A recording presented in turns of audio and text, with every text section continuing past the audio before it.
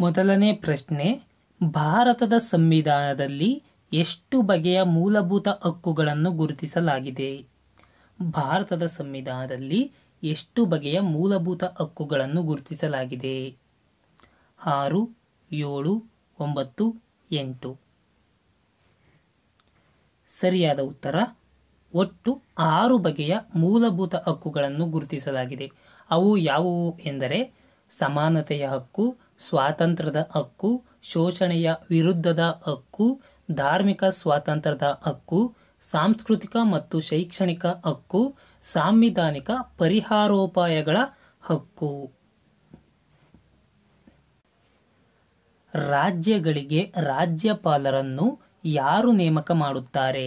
ಪ್ರಧಾನಮಂತ್ರಿ, ಕೇಂದ್ರ ಕ್ಯಾಬಿನೆಟ್, ರಾಷ್ಟ್ರಪತಿ, ಯಾರೂ ಅಲ್ಲ. ಸರಿಯಾದ ಉತ್ತರ ರಾಷ್ಟ್ರಪತಿಯವರು ರಾಜ್ಯಪಾಲರನ್ನು ನೇಮಕ ಮಾಡುತ್ತಾರೆ. ರಾಜ್ಯಪಾಲರ ನಿವಾಸ ಸ್ಥಳವನ್ನು ರಾಜಭವನ ಎಂದು ಕರೆಯುತ್ತಾರೆ. ರಾಷ್ಟ್ರಪತಿಗಳು ರಾಜ್ಯಪಾಲರನ್ನು ನೇಮಕ ಮಾಡುತ್ತಾರೆ. 5 ವರ್ಷಗಳ ಅವಧಿಗೆ ರಾಷ್ಟ್ರಪತಿಗಳು ರಾಜ್ಯಪಾಲರನ್ನು ನೇಮಕ ಮಾಡುತ್ತಾರೆ. ಲೋಕಸಭಾ ಚುನಾವಣೆಯಲ್ಲಿ ಭಾರತೀಯ ಕಾಂಗ್ರೆಸ್ ಪಕ್ಷ ಮೊದಲ ಬಾರಿಗೆ ಬಹುಮತ ಪಡೆಯದಿದ್ದುದು ಯಾವಾಗ? 1977, 1976, 1975, 1978. ಸರಿಯಾದ ಉತ್ತರ 1777ರಲ್ಲಿ ಭಾರತೀಯ ಕಾಂಗ್ರೆಸ್ ಪಕ್ಷವು ಮೊದಲ ಬಾರಿಗೆ ಬಹುಮತವನ್ನು ಪಡೆಯಲು ಸಾಧ್ಯವಾಗಲಿಲ್ಲ. ಗೋವಾ ಭಾರತದ 25ನೇ ರಾಜ್ಯವಾಗಿ ಯಾವಾಗ ರೂಪುಗೊಂಡಿತು? 1986, 1987, 1990, 1992. ಸರಿಯಾದ ಉತ್ತರ 1987ರಲ್ಲಿ ಗೋವಾವು ರಾಜ್ಯವಾಗಿ ರೂಪುಗೊಂಡಿತು. ಗೋವಾ 25ನೇ ಭಾರತದ ರಾಜ್ಯವಾಗಿದೆ. ಭಾರತದ 11ನೇ ರಾಷ್ಟ್ರಪತಿ ಯಾರು? 11ನೇ ರಾಷ್ಟ್ರಪತಿ ಬಹಳ ಮುಖ್ಯವಾದಂಥವರು. ಇನ್ನು ಭಾರತದ 11ನೇ ರಾಷ್ಟ್ರಪತಿಯವರು ಡಾಕ್ಟರ್ APJ ಅಬ್ದುಲ್ ಕಲಾಂ ಅವರು. ಮೈಸೂರಿನ ಕೊನೆಯ ದಿವಾನರು ಯಾರು? Arcot Ramaswamy Mudaliar, sir Mirza Ismail, Seshadri Iyer, C Rangacharlu. ಆರ್ಕಾಟ್ ರಾಮಸ್ವಾಮಿ ಮೊದಲಿಯಾರ್ ಅವರು ಮೈಸೂರಿನ ಕೊನೆಯ ದಿವಾನರಾಗಿದ್ದರು. ವಿಜಯನಗರ ಸಾಮ್ರಾಜ್ಯಕ್ಕೆ ರೇಷ್ಮೆ ಎಲ್ಲಿಂದ ಆಮದಾಗುತ್ತಿತ್ತು? ವಿಜಯನಗರ ಸಾಮ್ರಾಜ್ಯಕ್ಕೆ ರೇಷ್ಮೆಯು ಚೀನಾದಿಂದ ಆಮದಾಗುತ್ತಿತ್ತು. ರಾಷ್ಟ್ರೀಯ ಪುಸ್ತಕ ಸಂಗ್ರಹಾಲಯ ನ್ಯಾಷನಲ್ ಲೈಬ್ರರಿ ಎಲ್ಲಿದೆ? ಚೆನ್ನೈ, ಕೋಲ್ಕತ್ತಾ, ಬೆಂಗಳೂರು, ನವದೆಹಲಿ. ಕೋಲ್ಕತ್ತಾದಲ್ಲಿ ಕಂಡುಬರುತ್ತದೆ ರಾಷ್ಟ್ರೀಯ ಪುಸ್ತಕ ಸಂಗ್ರಹಾಲಯ. ಕಾರ್ಗಿಲ್ ಯುದ್ಧವನ್ನು ಹೀಗೆ ಕರೆಯುತ್ತಾರೆ: operation thunder, operation blue star, operation Vijay, ಯಾವುದೂ ಅಲ್ಲ. ಕಾರ್ಗಿಲ್ ಯುದ್ಧವನ್ನು ನಾವು ಆಪರೇಷನ್ ವಿಜಯ್ ಎಂದು ಕರೆಯುತ್ತಾರೆ. ಕನ್ನಡದ ಮೊದಲ ಶಾಸನವೆಂದು ಈ ಕೆಳಗಿನವುಗಳಲ್ಲಿ ಯಾವುದನ್ನು ಕರೆಯುತ್ತಾರೆ? ಶ್ರವಣಬೆಳಗೊಳದ ಶಾಸನ, ಐಹೊಳೆ ಶಾಸನ, ಹಲ್ಮಿಡಿ ಶಾಸನ, ಬಾದಾಮಿ ಶಾಸನ. ಕನ್ನಡದ ಮೊದಲ ಶಾಸನ ಹಲ್ಮಿಡಿ ಶಾಸನ. ಮೈಸೂರು ರಾಜ್ಯ ಕರ್ನಾಟಕವೆಂದು ಮರುನಾಮಕರಣಗೊಂಡದ್ದು ಯಾವಾಗ? 1972, 1973, 1974, 1975. ಸರಿಯಾದ ಉತ್ತರ 1973ರಲ್ಲಿ ಮೈಸೂರು ರಾಜ್ಯವು ಕರ್ನಾಟಕವೆಂದು ಮರುನಾಮಕರಣಗೊಂಡಿತು. ಕುಲ ಕುಲವೆಂದು ಒಡೆದಾಡದಿರಿ ಈ ಕೀರ್ತನೆಯನ್ನು ಬರೆದವರು ಯಾರು? ಕನಕದಾಸರು, ಪುರಂದರದಾಸರು, ಭಾರತೀದಾಸರು, ವ್ಯಾಸರಾಯರು. ಕುಲ ಕುಲವೆಂದು ಒಡೆದಾಡದಿರಿ ಕನಕದಾಸರ ಅವರ ಕೀರ್ತನೆಯಾಗಿದೆ. ಭೂತಾರಾಧನೆ ಕರ್ನಾಟಕದ ಯಾವ ಭಾಗದ ಸಂಪ್ರದಾಯ? ಭೂತಾರಾಧನೆ ಕರ್ನಾಟಕದ ದಕ್ಷಿಣ ಕನ್ನಡ ಜಿಲ್ಲೆಯ ಸಂಪ್ರದಾಯವಾಗಿದೆ. ಅಕ್ಷರ ಪ್ರಕಾಶನ ಸಂಸ್ಥೆಯನ್ನು ಕಟ್ಟಿದವರು ಯಾರು? P Lankesh, Poornachandra Tejaswi, K V. Subbanna, K V. Akshara. Akshara ಪ್ರಕಾಶನ ಸಂಸ್ಥೆಯನ್ನು ಕೆ.ವಿ. ಸುಬ್ಬಣ್ಣ ಅವರು ಕಟ್ಟಿದ್ದರು. ಕನ್ನಡ ರತ್ನತ್ರಯರೆಂದು ಇವರಲ್ಲಿ ಯಾರನ್ನು ಕರೆಯುತ್ತಾರೆ? ಕನ್ನಡ ರತ್ನತ್ರಯರು ಎಂದು ಪಂಪ, ಪೊನ್ನ ಮತ್ತು ರನ್ನರನ್ನು ಕನ್ನಡದ ರತ್ನತ್ರಯರೆಂದು ಕರೆಯುತ್ತಾರೆ. ಕುಮಾರವ್ಯಾಸನ ಹೆಸರೇನು? ವೆಂಕಟೇಶಪ್ಪ, ಸೀನಪ್ಪ, ನಾರಾಯಣಪ್ಪ ಇವು ಯಾವುವೂ ಅಲ್ಲ. ಕುಮಾರವ್ಯಾಸರ ಹೆಸರು ನಾರಾಯಣಪ್ಪ. ಕನ್ನಡಪ್ರಭ ಪತ್ರಿಕೆಯ ಈಗಿನ ಸಂಪಾದಕರು ಯಾರು? ಕನ್ನಡಪ್ರಭ ಪತ್ರಿಕೆಯ ಸಂಪಾದಕರು ರಂಗನಾಥ್ ಅವರು. ನಾಡೋಜ ಪ್ರಶಸ್ತಿಯನ್ನು ನೀಡುವವರು ಯಾರು? ಕರ್ನಾಟಕ ಸರ್ಕಾರ, ಕರ್ನಾಟಕ ವಿಶ್ವವಿದ್ಯಾಲಯ, ಮಂಗಳೂರು ವಿಶ್ವವಿದ್ಯಾಲಯ, ಹಂಪಿ ವಿಶ್ವವಿದ್ಯಾಲಯ. ನಾಡೋಜ ಪ್ರಶಸ್ತಿಯನ್ನು ಹಂಪಿ ವಿಶ್ವವಿದ್ಯಾಲಯವು ಪ್ರತಿ ವರ್ಷ ಕೊಡುತ್ತದೆ. ಕನ್ನಡದ ಮೊದಲ ಕವಿಯಿತ್ರಿ ಯಾರು? ಅಕ್ಕ ಮಹಾದೇವಿ, ಸಂಚಿ ಹೊನ್ನಮ್ಮ, ಮುಕ್ತಾಯಕ್ಕ, ಅನುಪಮಾ ನಿರಂಜನ. ಕನ್ನಡದ ಮೊದಲ ಕವಿಯಿತ್ರಿ ಅಕ್ಕ ಮಹಾದೇವಿ. ಭಾರತ ಹಾರಿಸಿದ ಮೊದಲ ಉಪಗ್ರಹ ಯಾವುದು? ಆರ್ಯಭಟ, ಭಾಸ್ಕರ, ವರಾಹ, ಇನ್ಸಾಟ್. ಆರ್ಯಭಟ. ವಿದ್ಯುತ್ ಶಕ್ತಿಯನ್ನು ಯಾಂತ್ರಿಕ ಶಕ್ತಿಯನ್ನಾಗಿ ಪರಿವರ್ತಿಸುವ ಸಾಧನ ಯಾವುದು? ಮೋಟಾರ್, ಡೈನಮೋ, ಜನರೇಟರ್ ಯಾವುವೂ ಅಲ್ಲ. ಮೋಟಾರ್. ವಿದ್ಯುತ್ ಬಲ್ಬ್ನಲ್ಲಿ ಬಳಸುವ ತಂತಿ ಯಾವುದು? ಸತು, ತಾಮ್ರ, ಟಂಗಸ್ಟನ್, ಕಬ್ಬಿಣ. ವಿದ್ಯುತ್ ಬಲ್ಬ್ನಲ್ಲಿ ಟಂಗಸ್ಟನ್ ಅನ್ನು ಬಳಸುತ್ತಾರೆ. ಸೌರವ್ಯೂಹದಲ್ಲಿ ಸೂರ್ಯನಿಗೆ ಹತ್ತಿರದಲ್ಲಿರುವ ಗ್ರಹಗಳ ಸರಿಯಾದ ಅನುಕ್ರಮಣಿಕೆ ಯಾವುದು? ಸೂರ್ಯನಿಗೆ ಹತ್ತಿರದಲ್ಲಿರುವುದು ಬುಧ, ಶುಕ್ರ, ಪೃಥ್ವಿ, ಮಂಗಳ. ಬುಧ, ಶುಕ್ರ, ಪೃಥ್ವಿ, ಮಂಗಳ. ನಂತರ ಗುರು, ಶನಿ, ಯುರೇನಸ್, ನೆಪ್ಚೂನ್. ನೀರಿನ ಸಾಂದ್ರತೆ ಅತಿ ಹೆಚ್ಚು ಇರುವುದು ಎಷ್ಟು ಡಿಗ್ರಿ ಸೆಂಟಿಗ್ರೇಡ್ನಲ್ಲಿ? 0 ಡಿಗ್ರಿ ಸೆಂಟಿಗ್ರೇಡ್ನಲ್ಲಿ, 4 ಡಿಗ್ರಿ ಸೆಂಟಿಗ್ರೇಡ್ನಲ್ಲಿ, 27 ಡಿಗ್ರಿ ಸೆಂಟಿಗ್ರೇಡ್ನಲ್ಲಿ, 100 ಡಿಗ್ರಿ ಸೆಂಟಿಗ್ರೇಡ್ನಲ್ಲಿ. ನೀರು 4 ಡಿಗ್ರಿ ಸೆಂಟಿಗ್ರೇಡ್ನಲ್ಲಿ ಅತಿ ಹೆಚ್ಚು ಸಾಂದ್ರವಾಗಿರುತ್ತದೆ. ಬೆಳಕು ಈ ಮಾಧ್ಯಮದಲ್ಲಿ ಅತಿ ವೇಗದಲ್ಲಿ ಚಲಿಸುತ್ತದೆ. ಗಾಳಿ, ಗಾಜು, ವಜ್ರ, ನೀರು. ಬೆಳಕು ಗಾಳಿಯಲ್ಲಿ ಅತಿ ವೇಗವಾಗಿ ಚಲಿಸುತ್ತದೆ. ಪಳೆಯುಳಿಕೆಗಳ ವಯಸ್ಸನ್ನು ಕಂಡುಹಿಡಿಯಲು ಬಳಸುವ ಐಸೋಟೋಪ್ ಯಾವುದು? Radio carbon, radio cobalt, radio iodine, radio ರಂಜಕ. ರೇಡಿಯೋ ಕಾರ್ಬನ್ ಅನ್ನು ಬಳಸುತ್ತಾರೆ ಪಳೆಯುಳಿಕೆಗಳ ವಯಸ್ಸನ್ನು ಕಂಡುಹಿಡಿಯಲು. ಬೇಕರಿ ಉತ್ಪನ್ನಗಳಲ್ಲಿ ಉಪಯೋಗಿಸಲಾಗುವ ಸೂಕ್ಷ್ಮ ಜೀವಿ ಯಾವುದು? Virus, algae, East, protozoa. Bakery ಉತ್ಪನ್ನಗಳಲ್ಲಿ ಈಸ್ಟ್ ಅನ್ನು ಬಳಸಲಾಗುತ್ತದೆ. ಆರಿಜಿನ್ ಆಫ್ ಸ್ಪೀಸೀಸ್ ಗ್ರಂಥವನ್ನು ಬರೆದವರು ಯಾರು? Robert coach, Robert Hooke, Robert hill, Charles Darwin. Origin of species ಗ್ರಂಥವನ್ನು ಬರೆದವರು ಚಾರ್ಲ್ಸ್ ಡಾರ್ವಿನ್. ಟೆಟಾನಸ್, ಇದನ್ನು ನಾವು ಧನುರ್ವಾಯು ಅಂತ ಕರಿತೀವಿ. ಈ ಟೆಟಾನಸ್ ರೋಗ ಬರಲು ಕಾರಣವಾದ ಬ್ಯಾಕ್ಟೀರಿಯಾ ಯಾವುದು? Vibrio cholerae, tubercular bacillus, salmonella typhi, clostridium tetani. ಸರಿಯಾದ ಉತ್ತರ ಕ್ಲಾಸ್ಪೀಡಿಯಂ ಟೆಟಾನೈ. ಇದು ಟೆಟಾನಸ್ ರೋಗ ಬರಲು ಕಾರಣವಾದಂತಹ ಬ್ಯಾಕ್ಟೀರಿಯಾವಾಗಿದೆ. ದಾದಾ ಸಾಹೇಬ್ ಫಾಲ್ಕೆ ಪ್ರಶಸ್ತಿ ಮೊದಲು ದೊರೆತದ್ದು ಯಾರಿಗೆ? ದಾದಾ ಸಾಹೇಬ್ ಫಾಲ್ಕೆ ಪ್ರಶಸ್ತಿ ಮೊದಲು ದೊರೆತದ್ದು ದೇವಿಕಾ ರಾಣಿಗೆ. ಸಾಲಾರ್ ಜಂಗ್ ವಸ್ತು ಸಂಗ್ರಹಾಲಯ ಎಲ್ಲಿ ಕಂಡುಬರುತ್ತದೆ? ಸಾಲಾರ್ ಜಂಗ್ ವಸ್ತು ಸಂಗ್ರಹಾಲಯ ಇದು ಕಂಡುಬರುವುದು ಹೈದರಾಬಾದ್ನಲ್ಲಿ.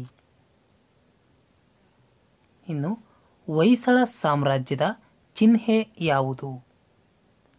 ಹೊಯ್ಸಳ ಸಾಮ್ರಾಜ್ಯದ ಚಿಹ್ನೆ ಹುಲಿ ಮತ್ತು ಮನುಷ್ಯವನ್ನು ಕಾದಾಡುತ್ತಿರುವುದು. ಹುಲಿ ಮತ್ತು ಮನುಷ್ಯ ಕಾದಾಡುತ್ತಿರುವುದು ಹೊಯ್ಸಳ ಸಾಮ್ರಾಜ್ಯದ ಚಿಹ್ನೆಯಾಗಿದೆ.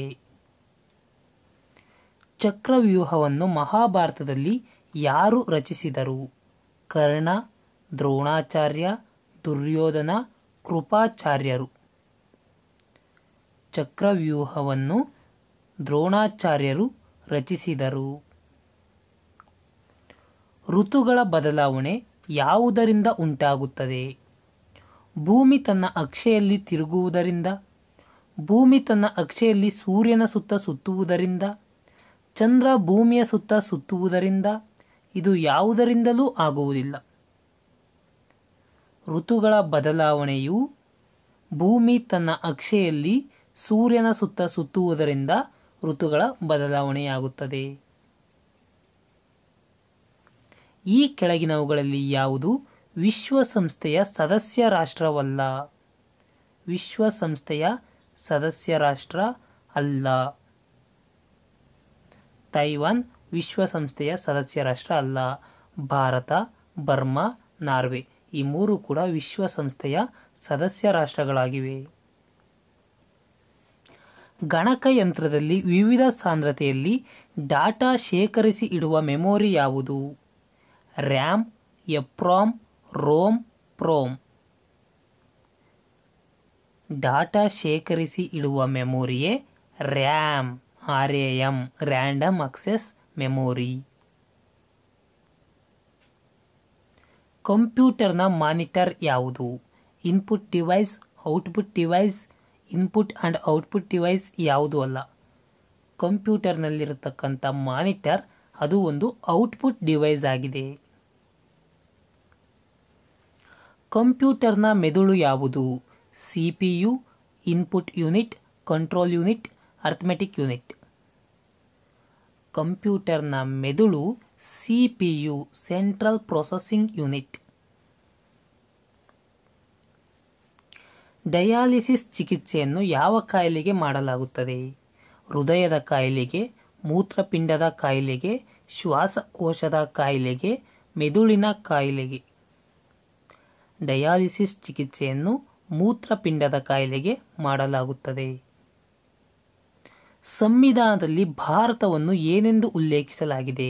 ಹಿಂದೂಸ್ತಾನ, ಇಂಡಸ್, ಭಾರತ್, ರಾಜ್ಯ. ಸಂವಿಧಾನದಲ್ಲಿ ಭಾರತವನ್ನು ಭಾರತ್ ಎಂದು ಉಲ್ಲೇಖಿಸಲಾಗಿದೆ.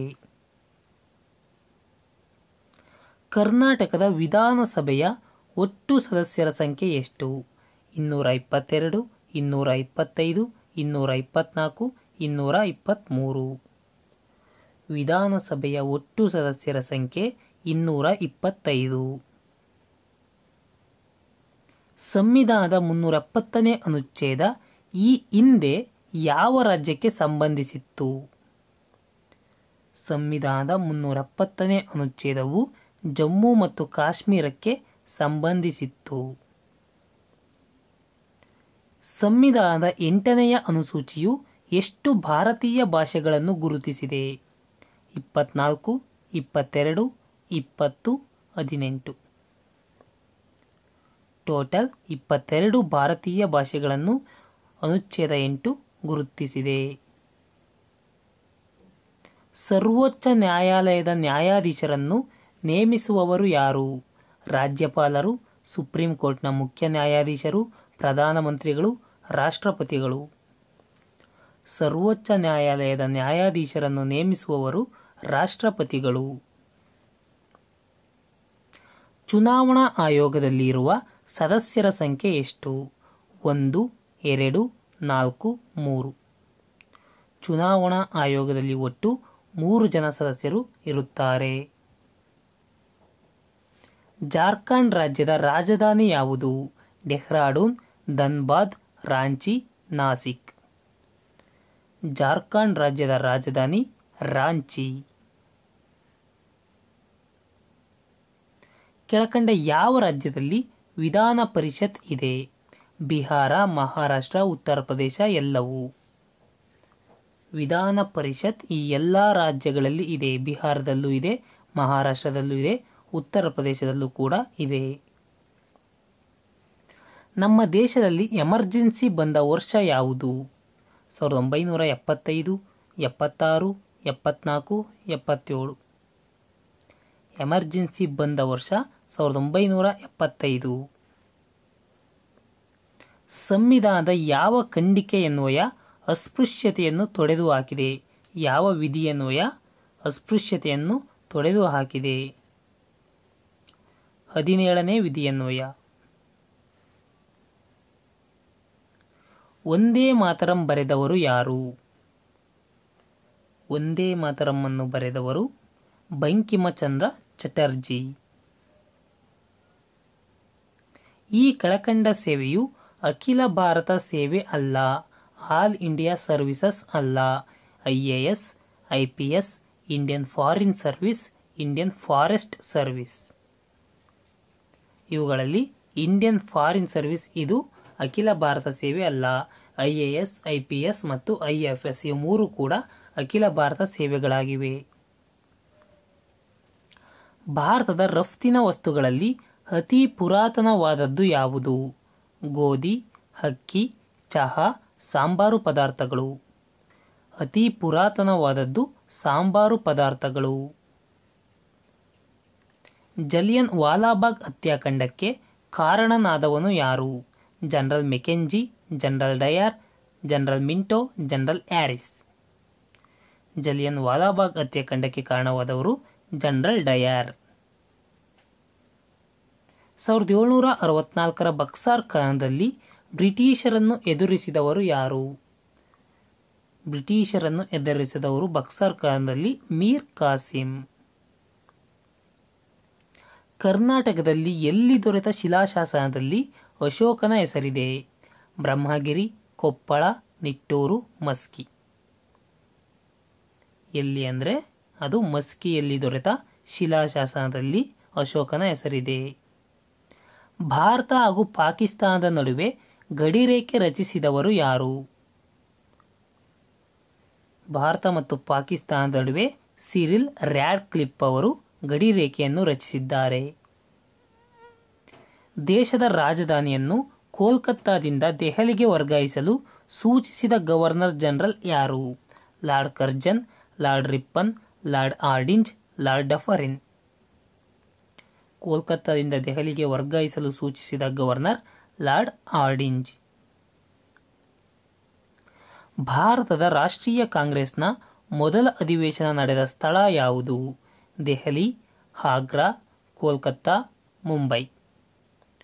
ಮೊದಲ ಅಧಿವೇಶನವು ಮುಂಬೈನಲ್ಲಿ ನಡೆಯಿತು. ವಾಸ್ಕೋಡಿ ಗಾಮ ಭಾರತಕ್ಕೆ ಜಲಮಾರ್ಗ ಕಂಡುಹಿಡಿದ ವರ್ಷ ಯಾವುದು? 1498, 1497, 1496, 1495. ಭಾರತಕ್ಕೆ ಜಲಮಾರ್ಗವನ್ನು ಕಂಡುಹಿಡಿದದ್ದು 1498ರಲ್ಲಿ. ದತ್ತು ಮಕ್ಕಳಿಗೆ ಹಕ್ಕಿಲ್ಲ ಎಂಬ ನೀತಿಯನ್ನು ಜಾರಿಗೆ ತಂದವರು ಯಾರು? Wellesley, Bentinck, canning, Dalhousie. Lord Dalhousie ದತ್ತು ಮಕ್ಕಳಿಗೆ ಹಕ್ಕಿಲ್ಲ ಎಂಬ ನೀತಿಯನ್ನು ಜಾರಿಗೆ ತಂದನು. ಶಕವರ್ಷವನ್ನು ಆರಂಭಿಸಿದವನು ಯಾರು? ಬಿಂಬಸಾರ, ಕನಿಷ್ಕ, ಹರ್ಷವರ್ಧನ, ಅಜಾತಶತ್ರು. ಶಕವರ್ಷವನ್ನು ಆರಂಭಿಸಿದ್ದು Kanishka.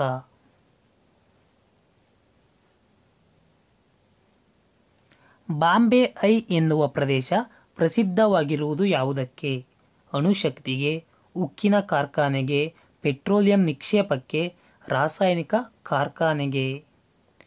Bombay high is petroleum ನಿಕ್ಷೇಪಕ್ಕೆ.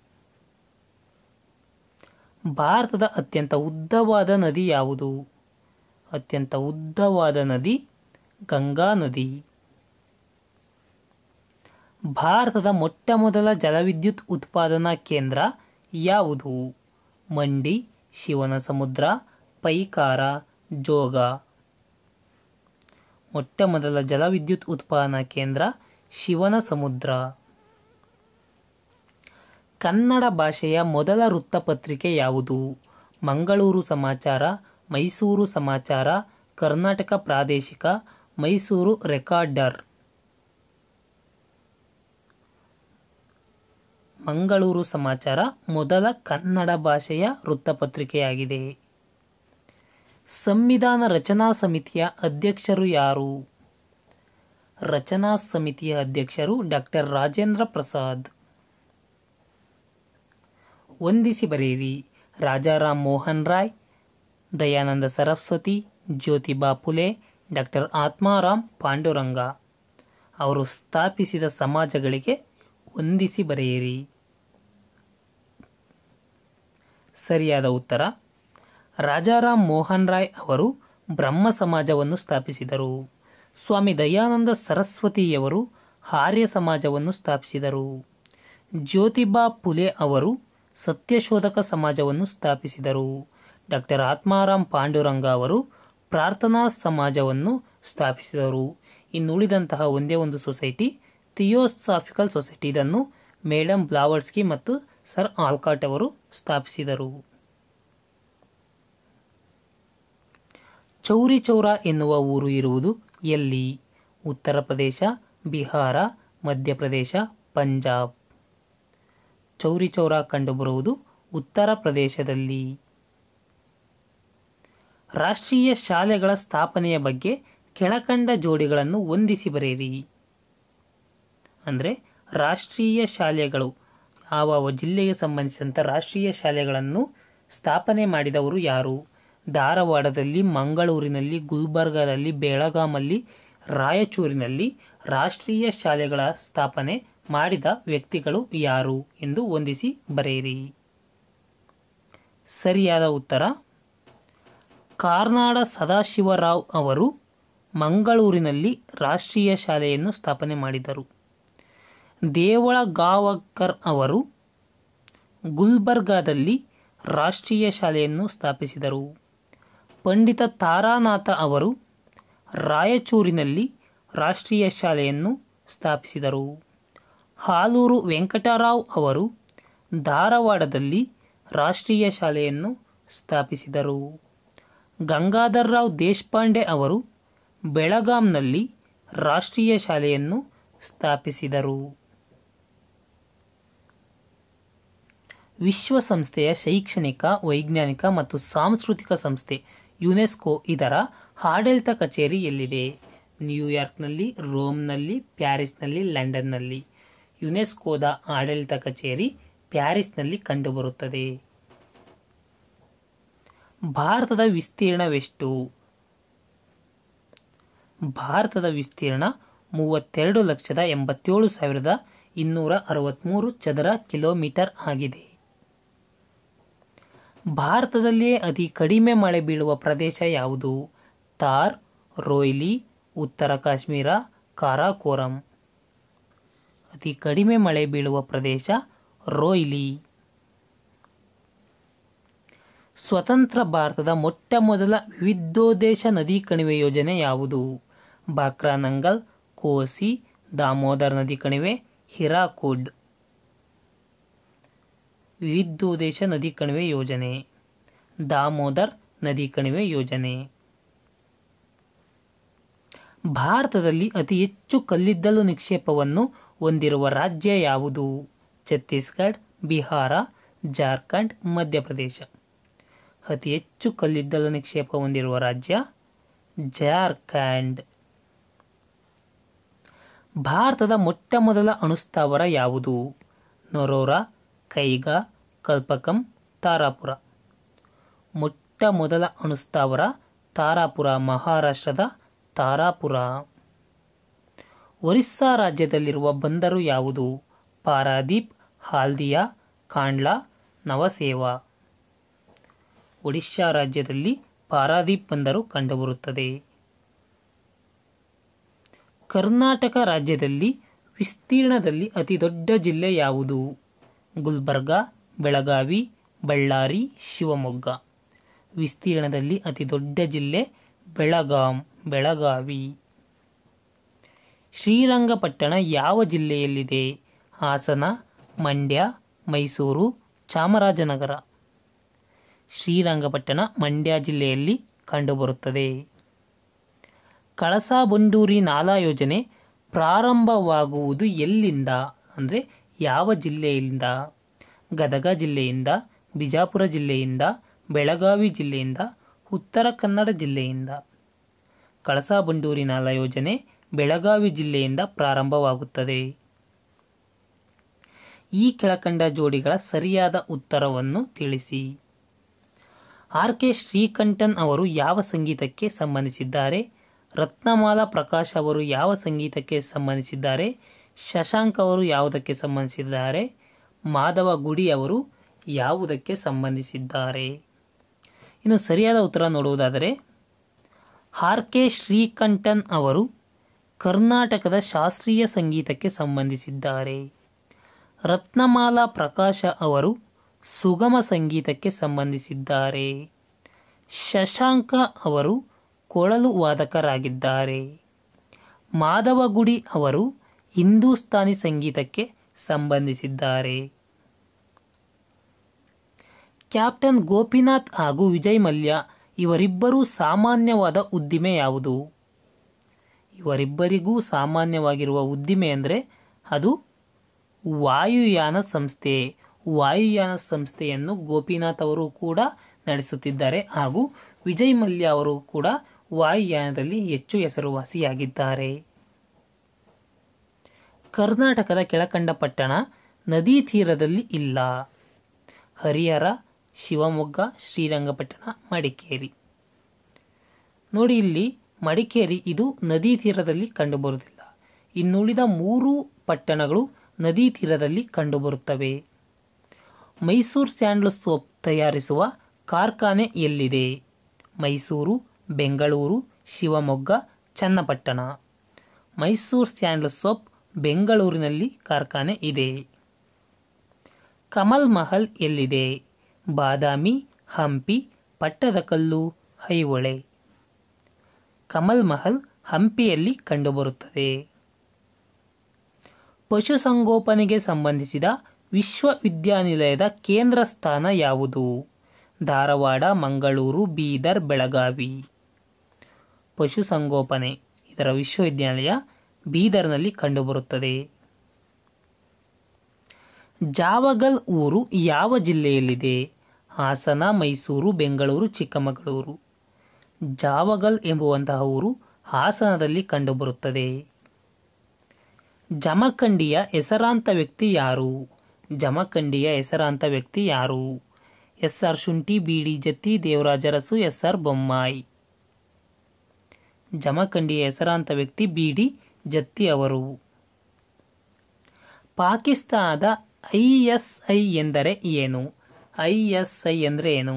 Inter state investigation, inter services intelligence, international social institute, international secret information. ISI ಎಂದರೆ ಇಂಟರ್ ಸರ್ವಿಸಸ್ ಇಂಟೆಲಿಜೆನ್ಸ್ ಎಂದರ್ಥ. ಮಾಲೇಗಾಂವ್ ಇರುವುದು ಯಾವ ರಾಜ್ಯದಲ್ಲಿ? ಮಾಲೇಗಾಂವ್ ಆಂಧ್ರಪ್ರದೇಶ, ಗೋವಾ, ಮಹಾರಾಷ್ಟ್ರ, ಗುಜರಾತ್.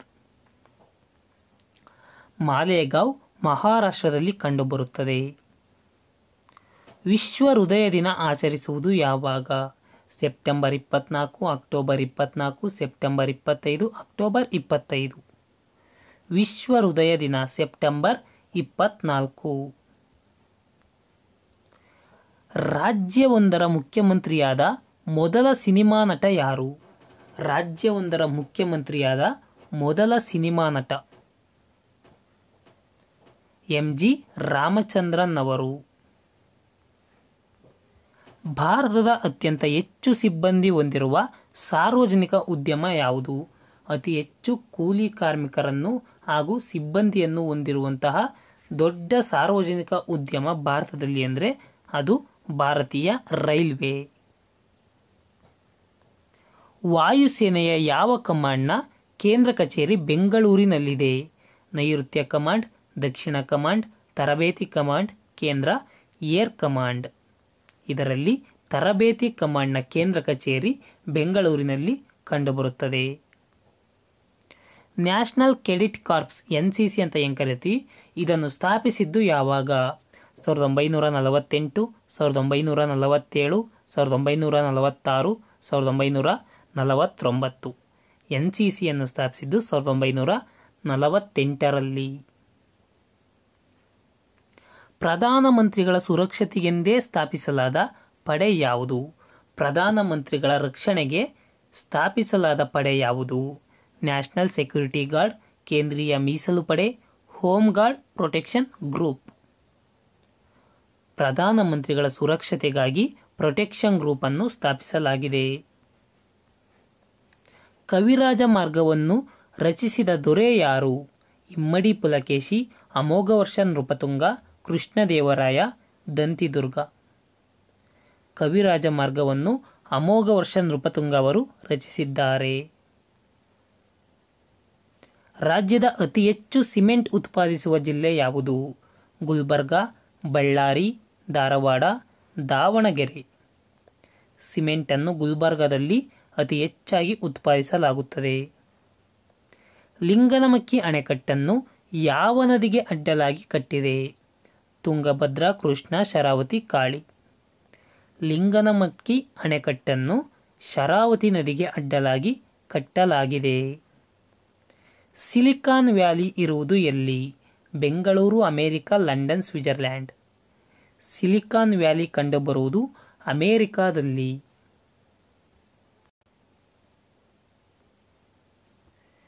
ಪೆಪ್ಸಿ ಕಂಪನಿಯ ಮುಖ್ಯಸ್ಥೆ ಭಾರತೀಯ ಸಂಜಾತ ಮಹಿಳೆ ಯಾರು? ಅನು ಆಗಾ, ಇಂದಿರಾ ನೂಯಿ, ಚಂದನಾ ಕೋಚರ್, ಮಲ್ಲಿಕಾ ಶ್ರೀನಿವಾಸನ್. ಪೆಪ್ಸಿ ಕಂಪನಿಯ ಮುಖ್ಯಸ್ಥೆ ಭಾರತೀಯ ಸಂಜಾತ ಮಹಿಳೆ ಇಂದಿರಾ ನೂಯಿ ಅವರು. ಈ ವಿಡಿಯೋ ಇಷ್ಟ ಆಗಿದ್ದಲ್ಲಿ ದಯವಿಟ್ಟು ಲೈಕ್ ಮಾಡಿ. ಧನ್ಯವಾದಗಳು.